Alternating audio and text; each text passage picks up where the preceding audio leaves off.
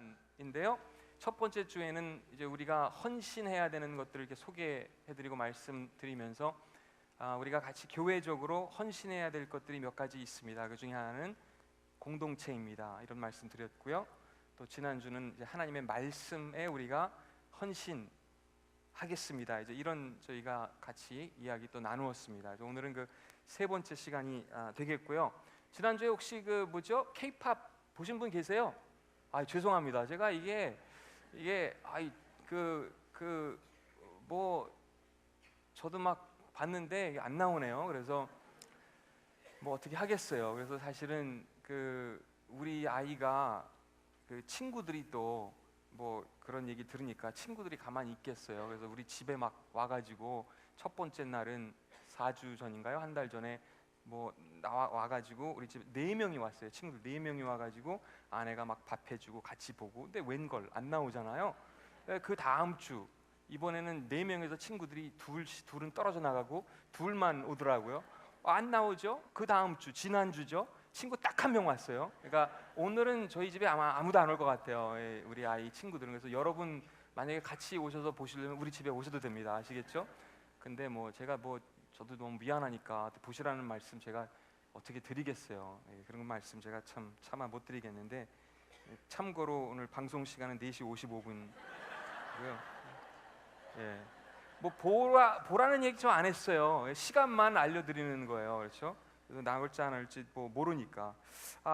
근데요, 뭐 그 오늘 제가 그 남은 시간 동안 이렇게 말씀드리려고 하는 몇 가지가 있는데, 여러분 제 아내가 요즘 막 애 따라서 막 서울 가고 막 거기서 자고 오기도 하고 학교를 일주일에 4번을 빠지더라고요. 그 빠지면서 가고 뭐 연습하고 뭐 하고 또 팀으로 이제 하고. 그래서 아내도 집에 없을 때가 많이 있어가지고 제가 이제 나머지 또 2애들이 있으니까 걔들 챙겨주고, 요리는 지난주에 못한다고 말씀드렸잖아요. 요리 못하니까 막 동네 마트 슈퍼에 가가지고 제가 막 막 사오는 게 있어요. 한 3일치 이렇게 그냥 사오는데, 뭐 다른 건 다 못하니까 자신도 없고, 그래가지고 주로 뭐를 사오냐면 그 라면, 잔뜩 라면이랑 과일이랑 이 2가지만 있으면 뭐 저는 한 3-4일 정도는 버틸 수 있거든요.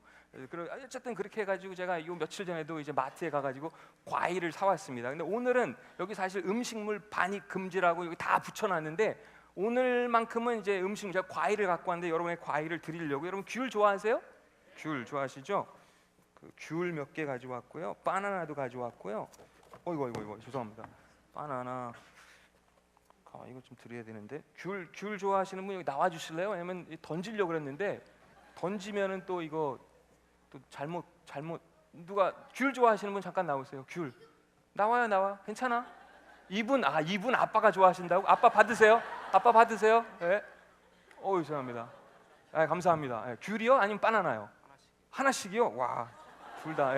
이렇게 적극적이어야 돼요. 어떤 게 좋아? 바나나. 오케이, 바나나. 또 귤 더 있으면 귤 원하시는 귤 잘 받아?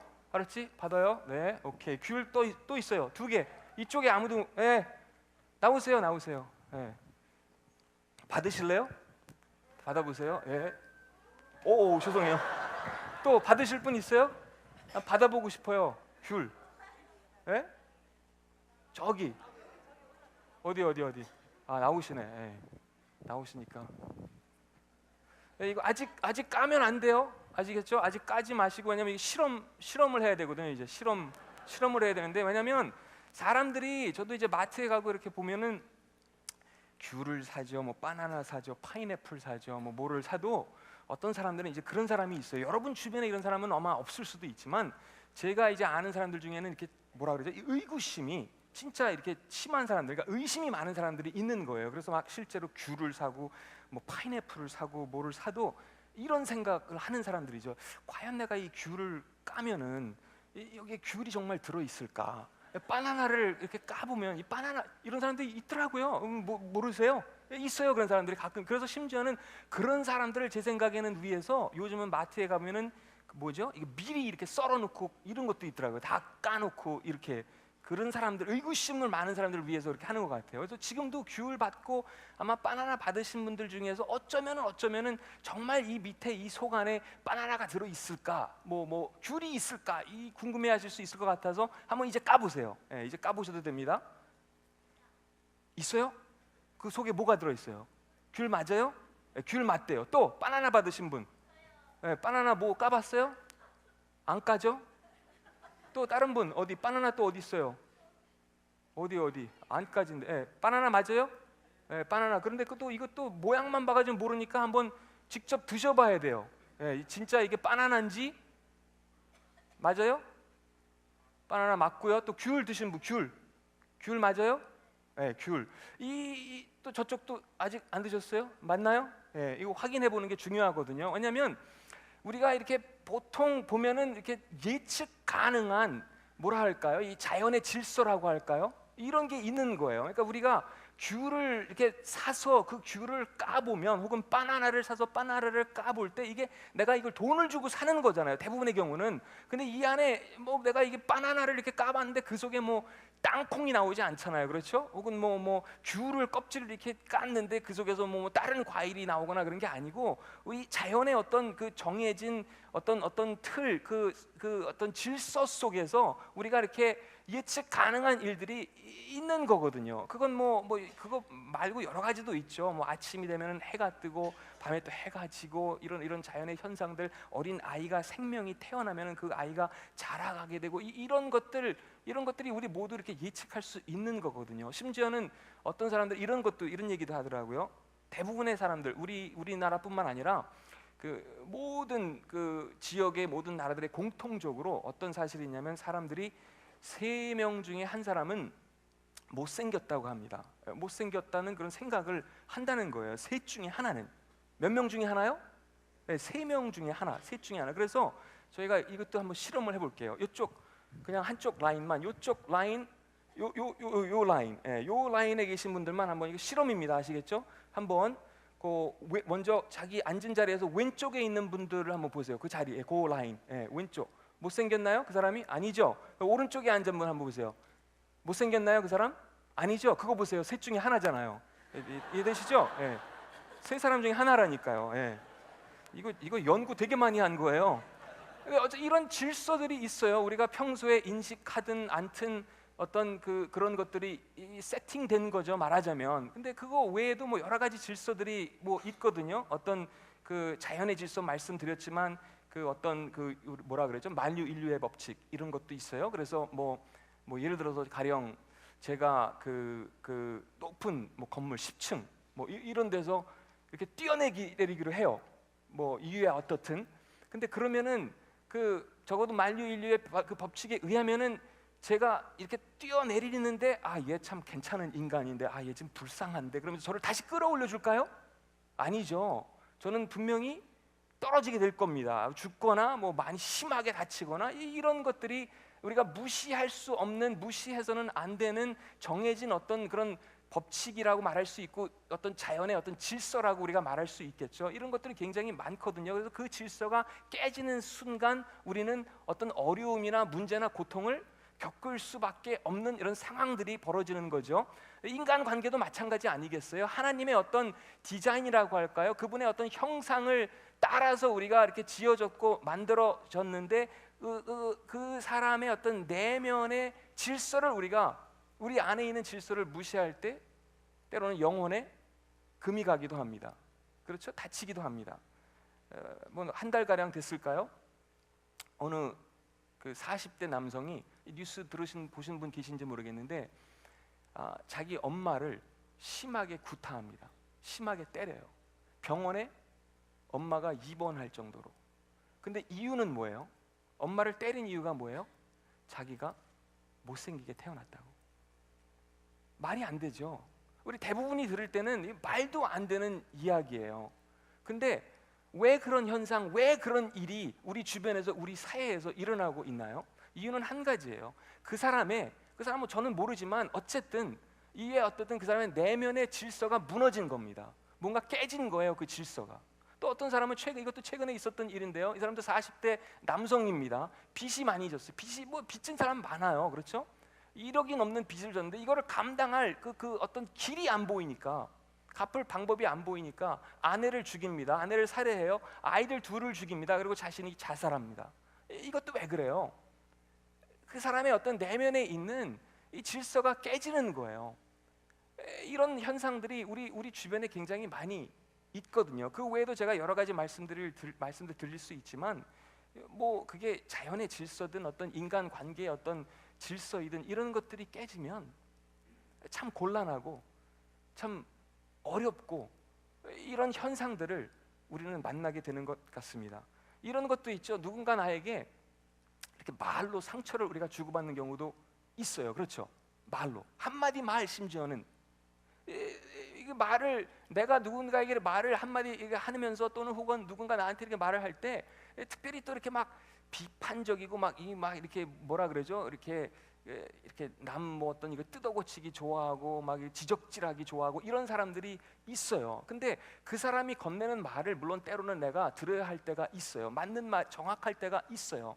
하지만 그 사람의 말만 내가 항상 듣는다면은 그 사람 말에 나는 노예가 되는 거예요. 완전히. 그렇죠? 노예가 될 수밖에 없는 거예요. 그러니까 그 사람 말이 정확한가요? 부분적으로 정확할 수는 있지만 100% 정확하진 않을 수도 있거든요. 그래서 우리가 들어야 되는 게 다른 사람들의 어떤 뭐 평가든 뭐 건설적인 뭐 뭐든 이런 걸 들어야 될 수도 있지만, 우리가 정말 들어야 되는 것, 지난주에 말씀드렸죠. 우리가 정말 헌신해야 되는 것 중에 하나는 하나님의 말씀입니다. 왜냐하면 그 질서가 어떤 이유에서든 저와 여러분의 삶 속에서도 그 질서의, 내면의 질서에 금이 가고 그게 깨지는 순간들이 있는데, 그럼 우리가 어떻게 돌아와요? 본래의 자리로 어떻게 돌아와요? 우리가 이렇게 예배의 자리로 오는 이유도, 찬양을 드리고 기도를 하고 말씀을 우리가 보는 이유도, 그 내 내면의 질서의 그 금이 간 그 자리를, 그거를 회복시켜주고 꿰매주고 치유해주고 하는 것은, 그 역할은 때로는 하나님만이 하실 수 있는 영역이거든요. 그렇기 때문에 우리가 예배를 드리러 와요. 이 자리에 모여요. 같이 기도를 합니다. 또 말씀을 보거든요. 이런 상황들이 얼마나 많은지 모르겠어요. 정확한 거는 하나님의 말씀이기 때문에, 지난주 말씀드린 것처럼 나에 대한 하나님의 생각을 알아야 될 필요가 있는 거죠. 이걸 무시하면 손해볼 수밖에 없거든요. 그것을 일깨워주고 또 일깨워주는 것. 나는 자꾸 잊어버리니까. 이런 현상들이 우리에게 나타나는 겁니다. 우리가 들어야 할 음성이 있다면 우선적으로, 그렇기 때문에 하나님의 말씀이죠.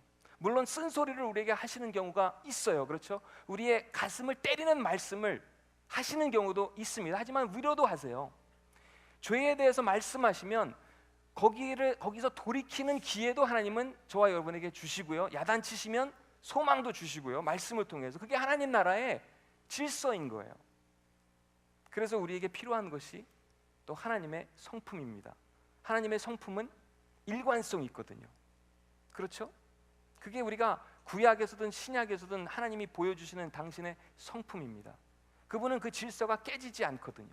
그래서 그 내용을 오늘 제가 그 갈라디아에서 나오는, 우리가 그 뒷부분에는 사실 그 우리가 잘 아는 성령의 열매라는 부분이 소개되고 있습니다. 구체적으로 9가지가 나오죠. 근데 그 내용은 여러분이 너무 잘 아시는 내용이니까, 그런 하나님의 성품과 완전히 대조적인, 거리가 먼 그 부분들은 뭘까? 그 갈라디아서라는 편지 속에서 그 내용들이 소개되면서 우리가 따라야 할 가치, 우리가 따라야 할 어떤 중심 가치들은 이게 아니라 하나님께서 우리 안에 만들어 가시고자 하는 열매입니다. 성령의 열매입니다. 이런 부분이 소개되는데요. 제가 읽어드리려고 하는 부분은 여러분 들어오실 때 받으신 아마 주보 안에는 19절부터고요. 화면에도 그렇게 나올 것 같은데 제가 16절부터 읽어드릴게요. 메시지 성경으로 제가 읽어드립니다. 내가 드리는 조언은 이러합니다. 자유롭게 살되 하나님의 영이 이끌고 북돋아 주시는 대로 사십시오. 그러면 여러분은 이기심이라는 욕망에 휘둘리지 않게 될 것입니다. 우리 안에는 죄스러운 이기심이 자리하고 있는데 그것은 자유로운 영을 거스릅니다. 자유로운 영은 이기심과 양립할 수 없습니다. 같이 존재할 수 없는 거죠. 그 두 가지 생활 방식은 정반대입니다. 여러분은 그날 기분에 따라서 어떤 때는 이렇게 살고 어떤 때는 저렇게 살 수 없습니다. 성령이 이끄시는 삶을 선택하여 율법이 지배하는 변덕스러운 욕망의 삶에서 빠져나오십시오. 그다음에 이제 아마 여러분 여기 화면에 뜨는 내용이 있죠. 여러분이 항상 자기 마음대로 살려고 할 때, 지난주도 말씀드렸죠. 우리의 방식대로 사는 방법이 있는가 하면 하나님의 방식을 따라서 사는 방법이 있습니다. 여러분이 항상 자기 마음대로 살려고 할 때 여러분의 삶이 어떻게 될지는 분명합니다. 사랑 없이 되풀이되는 값싼 섹스, 악취를 풍기며 쌓이는 정신과 감정의 쓰레기, 과도하게 집착하지만 기쁨 없는 행복, 껍데기 우상들, 마술쇼 같은 종교, 편집증적 외로움, 살벌한 경쟁, 모든 것을 집어삼키지만 결코 만족할 줄 모르는 욕망, 잔인한 기질, 사랑할 줄도 모르고 사랑받을 줄도 모르는 무력감, 찢겨진 가정과 찢어진 삶, 편협한 마음과 왜곡된 추구, 모든 일을 경쟁자로 여기는 악한 습관, 통제되지도 않고 통제할 수도 없는 중독, 이름뿐인 꼴사나운 공동체 등이 그것입니다. 근데 재밌는 부분은 바로 이어지는 이렇게 한참 몇 가지를 아주 구체적으로 설명을 하면서 나열을 하면서 말이죠. 그 다음 내용이 이렇게 이어지죠. 더 열거 할 수도 있지만 그만하겠습니다.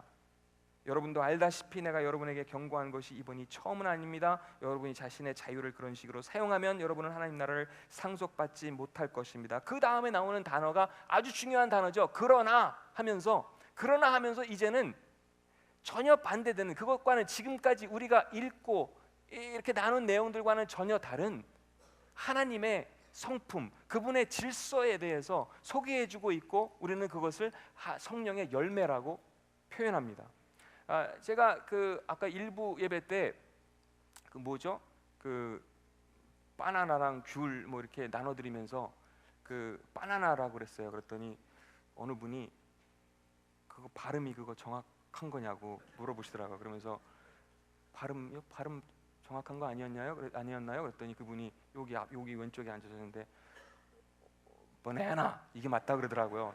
제가 바나나라 그랬거든요. 그래서 혼났어요. 어쨌든 오늘 영어 단어 하나만 제가 소개해드리려고 했는데 여러분 아마 아시는 단어일 것 같아요. 인테그리티라고 하는 단어 들어보셨죠? 이것도 발음 약간 제가 한국식으로 했는지 모르겠는데 어쨌든 이런 말이 있어요. 그래서 예를 들어서 이게 어떻게 쓰여지냐면 데이터 인테그리티 이렇게 쓸 때 있고 시스템 인테그리티 이제 이런 용어를 우리가 가끔 듣잖아요. 입력된 데이터가 이렇게 컴퓨터에 예를 들어서 말하자면 입력된 데이터가 이게 손상되거나 파괴되지 않은 그런 상태를 이제 의미하는 거죠. 근데 이런 용어가 사람에게도 쓰여지는 경우가 종종 있습니다. 그러니까 man of 혹은 woman of integrity, 정말 믿을 수 있는 사람이다. 정말 늘 우리가 신뢰할 수 있고 정말 이 사람은 정말 믿을 수 있고 한결같은 그런 사람이다. 이제 이런 말을 할 때 영어로는 이제 그렇게 사용하는 것 같아요. 흠이 없다, 완전이라는 그런 의미에서 이제 단어는 사실상 유래했다고 합니다. 어쨌든 중심을 잃지 않는, 무너질 수 없는, 시작과 끝이 같은, 변치 않는 이런 뜻이 되겠죠. 물론 완전한 사람은 어디 있겠어요? 완전한 사람은 없습니다. 완벽한 사람도 없겠고요. 근데 이 단어는 어쨌든 진실성에 관한 거죠. 진실성, 진실한 사람, 사람의 어떤 인격, 이런 부분이겠죠. 마치 하나님의 속성과도 같은 겁니다. 상황에 따라 인격을 바꿀 수 있는 두 얼굴을 지닌 그런 모습이 아니라 정말 신뢰할 수 있는 하나님의 속성과도 같은 겁니다. 우리가 인간관계 속에서 이제 이렇게 말할 때가 있죠. 야, 너 다 한다고 분명히 약속했잖아. 지금 와서 딴소리하면 뭐 하냐? 사람이 일관성이 있어야지. 이런 일관성, 이런 거죠.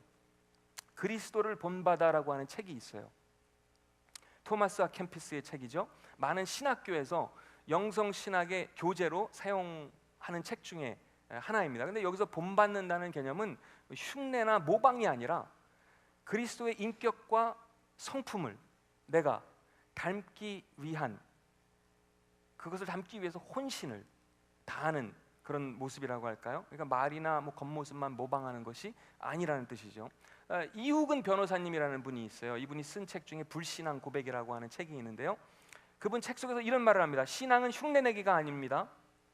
십자가와 부활은 결코 모방할 수도 흉내낼 수도 없는 절체절명의 자리이기 때문입니다. 나날이 그리스도의 인격과 성품을 닮아가는 눈물겨운 삶의 수고가 뒤따라야만 합니다.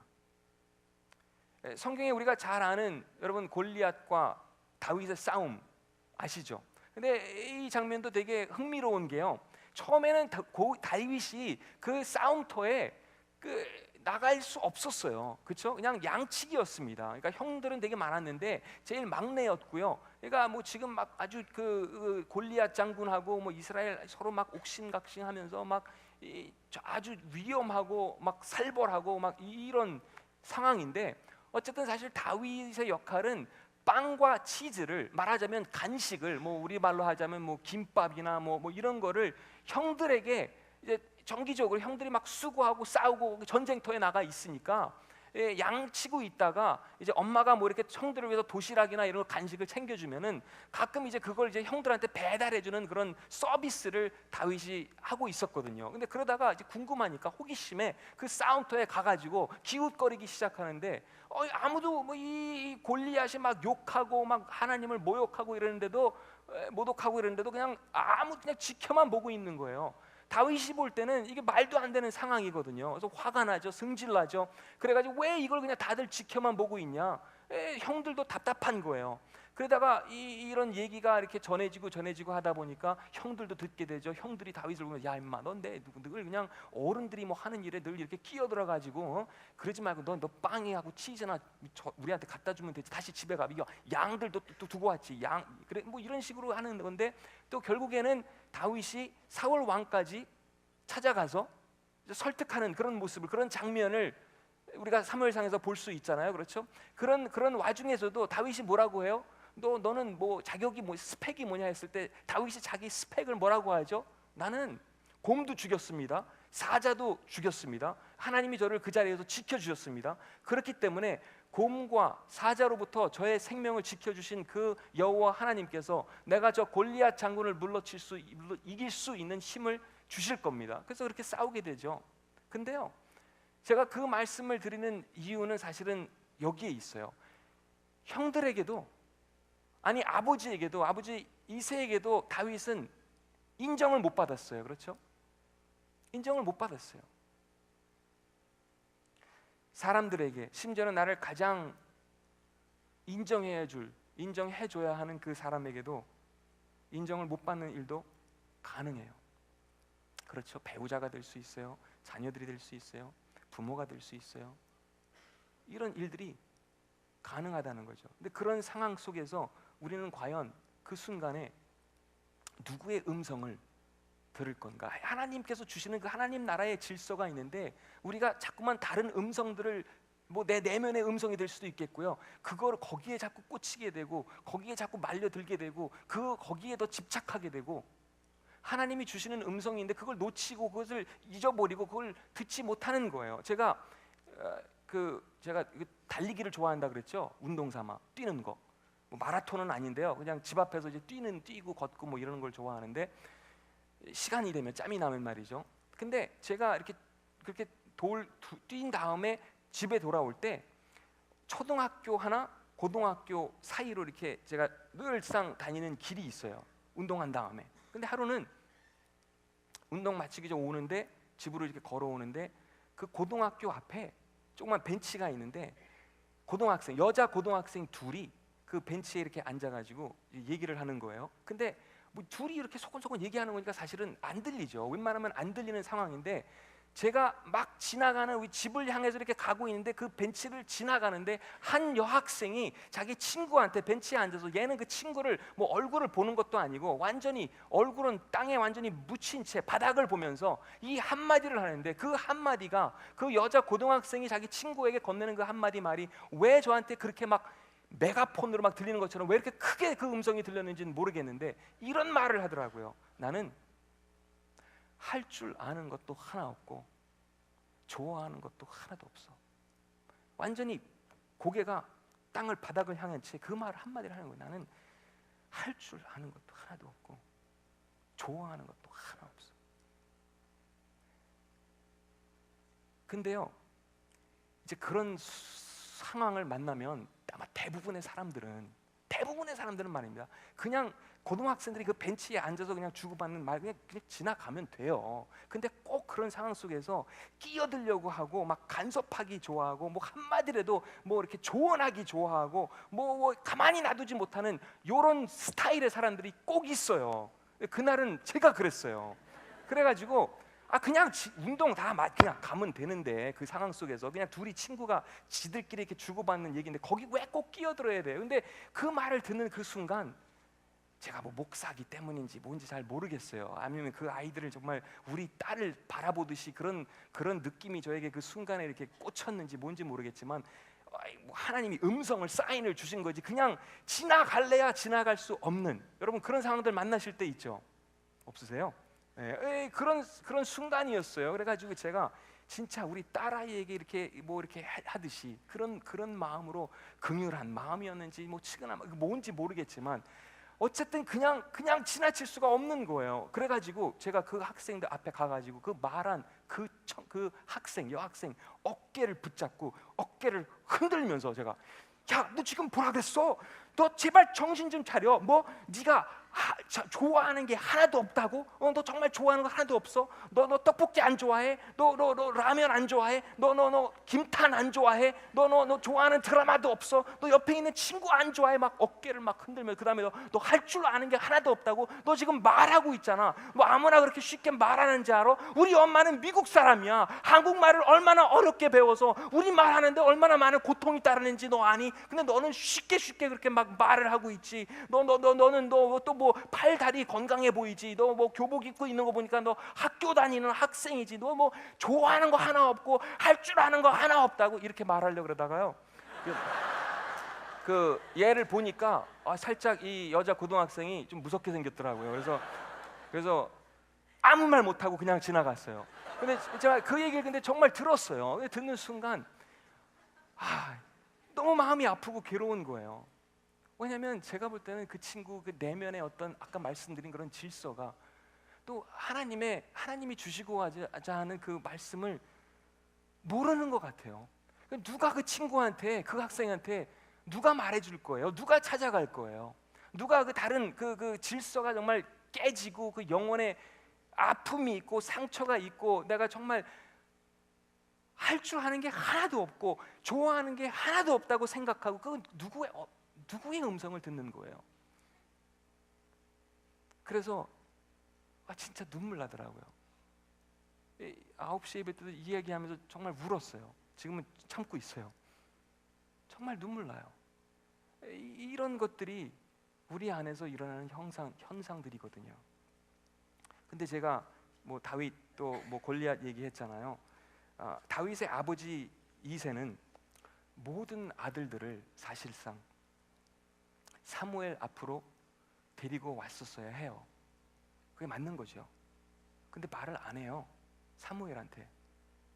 얘는 없는 아이처럼, 그렇죠? 집에 그냥 양들 돌보는 아이. 우리 집 막내. 얘는 전쟁터, 싸움터에 낄 수도 없고 뭐 그런 뭐 자격, 실력, 능력도 없고 그래서 그냥 없는 아이처럼. 근데 그 상황 속에서요, 놀랍게도 이게 하나님의 질서죠. 사무엘이 그 상황을 바로 잡아줍니다. 그렇죠? 그러니까 다윗의 그 깨어진, 다윗은 모르죠. 사실 아버지가 뭐라 그랬는지 형들이 뭐라 그랬는지 잘 모를 거예요. 그냥 치즈나 과자나 뭐 이런 것만 배달해주고 그런 역할을 뭐 성실하게 했던 거죠. 근데 어쨌든 그 아버지가 그렇게 외모로만 취급하고 또 형들도 그렇게 동생이고 뭐 얘는 아는 것도 없고 할 줄 아는 것도 아무것도 없고 뭐 이렇게만 했는데 그 순간에 그 다윗의 어떤 그 체면이라고 할까요? 인격이라고 할까요? 이것을 사무엘이 바로 잡아주거든요. 어떻게 해요? 이 한마디 말을 합니다. 당신이 그 아들을 데려오기 전까지는 우리가 여기에 앉지도 않겠습니다. 다윗을 데려오기 전까지는, 막내를 데려오기 전까지는 여기에 우리가 앉지도 않겠습니다. 빨리 데리고 오세요. 우리가 듣는 음성은, 우리가 따르는 음성은 어떤 건가요? 이 스토리의 핵심은 아마도 하나님은 다윗을 신뢰할 수 있었다는 거죠. 믿을 수 있었어요. 양들을 성실하게 돌봤거든요. 심지어는 늑대나 곰이나 사자에게서부터 목숨 걸고 그 양을 지키는 양치기였습니다. 그래서 사울 왕 앞에서도 당당했어요.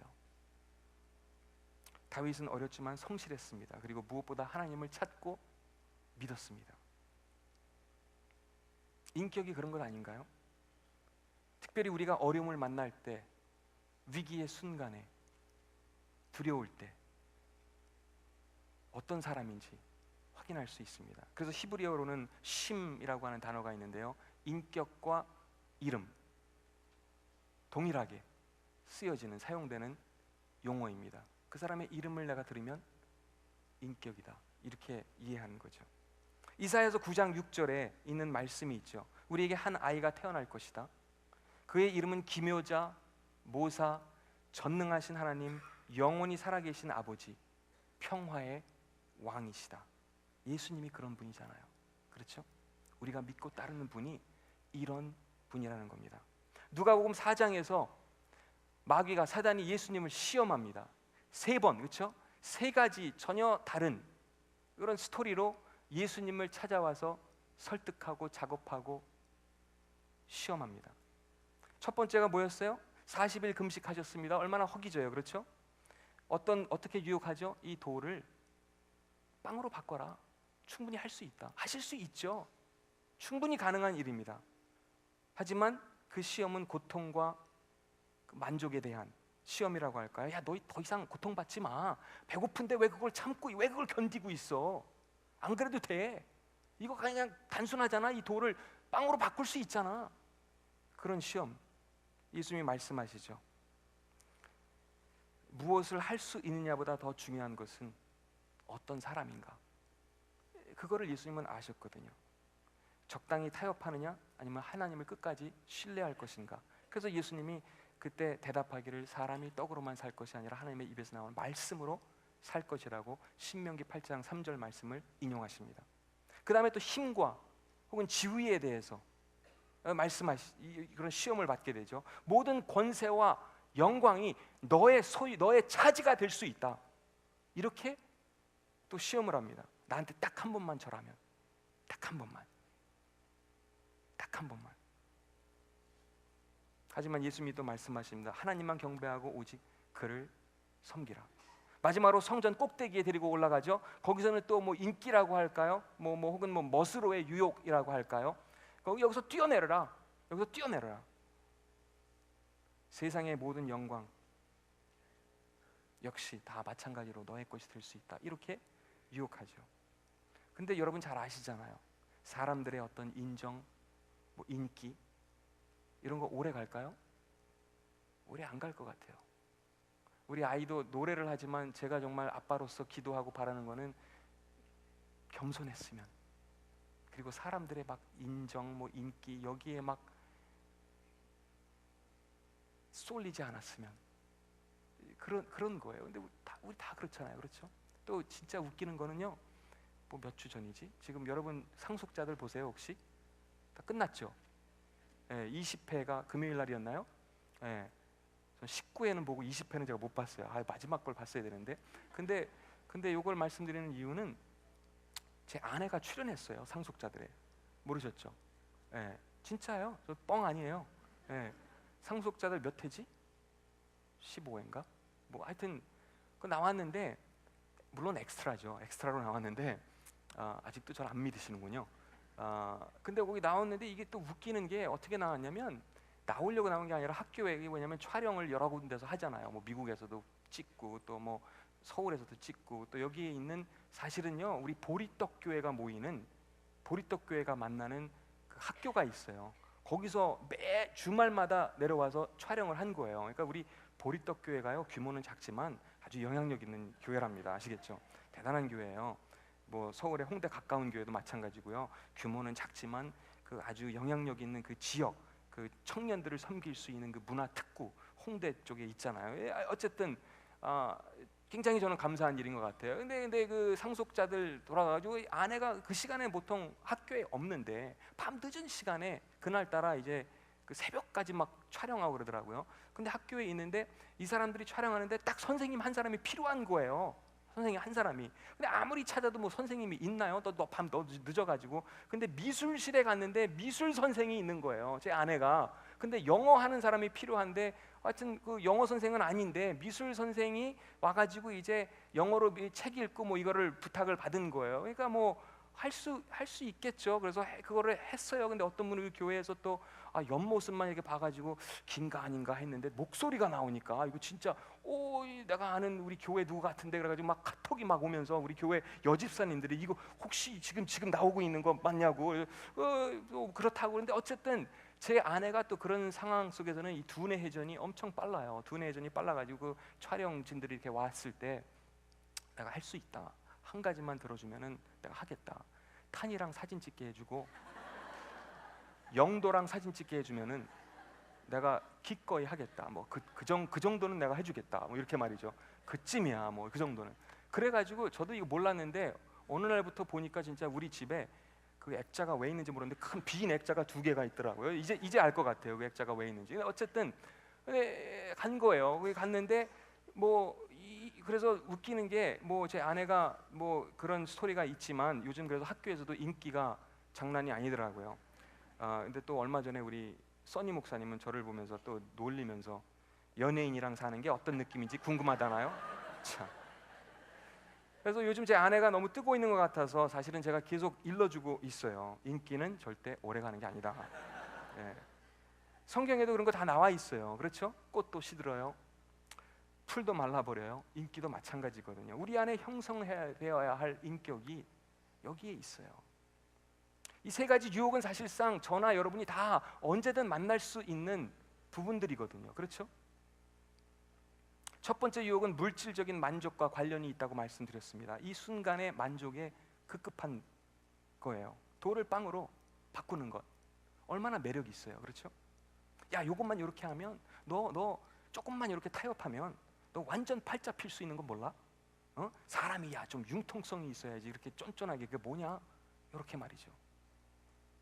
이런 유혹을 우리가 이길 수 있는 방법은 길은 한 가지밖에 없습니다. 일관성 있게 하나님을 바라보고 의지하는 겁니다.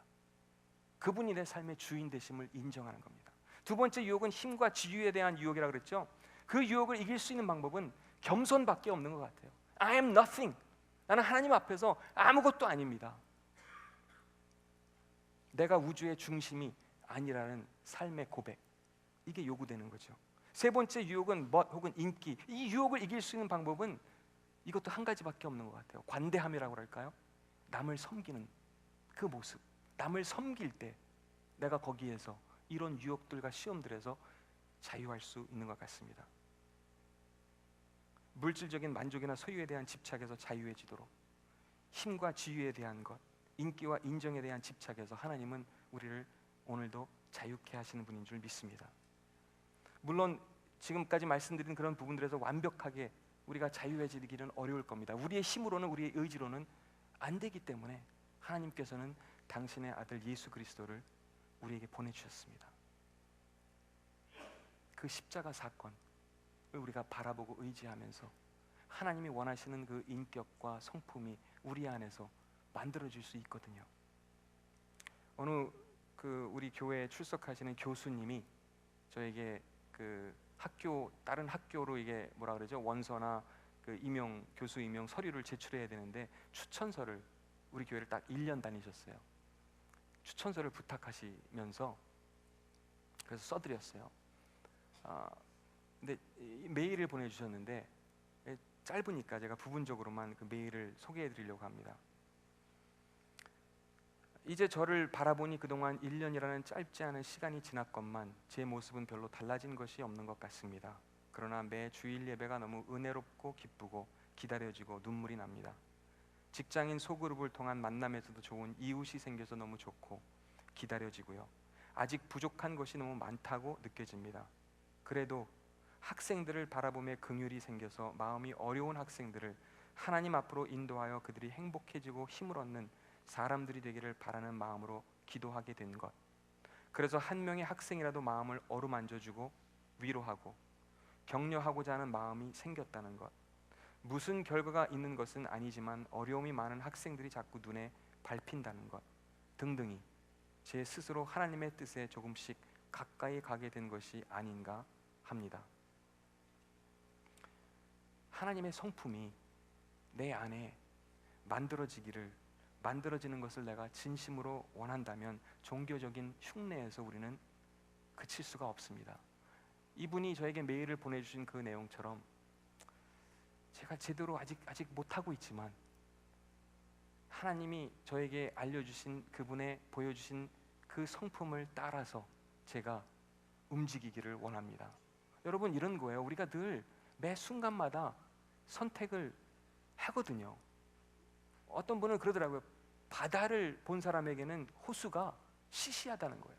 그렇죠? 그러니까 우리가 하나님의 성품을 내가 경험했고 그 성품을 내가 알아가고 배워가고 있어요.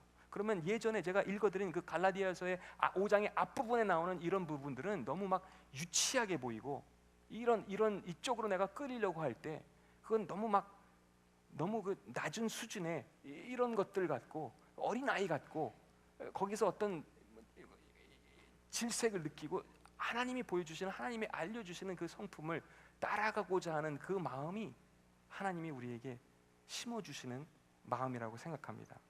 뭐 예를 들자면 카페를 가도 여기 교회 1층에 카페가 있어요. 근데 여기서 1층 카페 H에서 커피를 마셔보고 혹은 파이를 먹어본 사람은 길 건너에 있는 그 카페 절대로 못 가거든요. 왜? 더 훌륭한 거를 먹어봤기 때문에, 마셔봤기 때문에. 조금 이 멘트가 조금 무리했나요? 근데 그런 거예요. 그렇죠? 하나님의 성품을 내가 알았어요. 그러면 여기에서 이제는 떠나야 되는 거예요. 더 좋은 것을, 더 아름다운 것을 하나님께서 우리에게 보여주셨거든요. 그것을 선택하는 그분의 형상을, 그분의 성품을 따라서 움직이는 저와 여러분이 되시기를 바랍니다. 기도할게요. 같이 기도하실 때 하나님, 그렇습니다. 저 여전히 부족하지만, 여전히 화도 내고 승질도 부리지만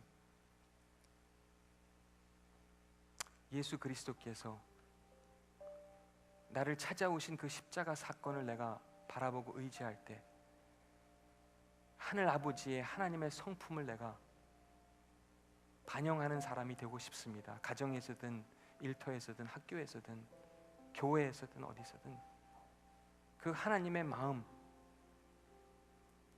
그 마음을 닮기를 원합니다.